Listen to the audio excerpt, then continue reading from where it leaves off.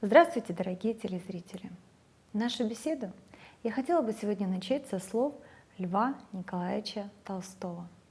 Великий классик писал: «Стоит только вообразить, что единственная цель жизни — ваше собственное счастье, и жизнь сразу станет жестокой и бессмысленной. Вы должны следовать мудрости человеколюбия, и тогда жизнь станет радостью». Мы все к чему-то стремимся в этой жизни.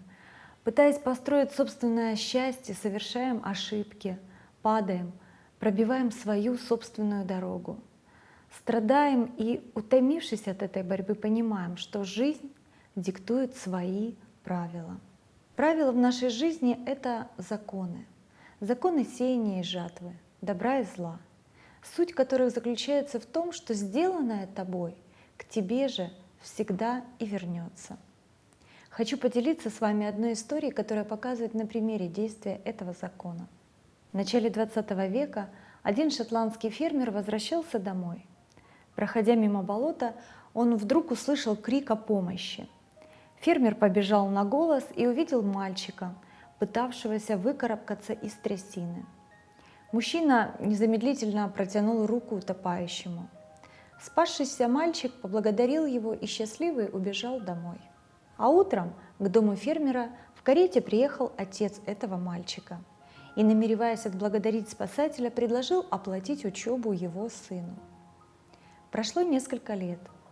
Сын фермера закончил школу, затем медицинский университет. И вскоре его имя стало всемирно известно как имя человека, открывшего пенициллин. Его звали Александр Флеминг. Перед самой войной в одну из лондонских клиник поступил с тяжелейшей формой воспаления легких сын того самого джентльмена. Как вы думаете, что спасло его жизнь в этот раз? Да, пенициллин, открытый Александром Флемингом. Имя джентльмена, давшего образование Флемингу, было Рандольф Черчилль, а его сына звали Уинстон Черчилль, который впоследствии стал премьер-министром Англии. Рассказывая в своей биографии об этом случае, он и сказал, что сделанное тобой к тебе же непременно и вернется.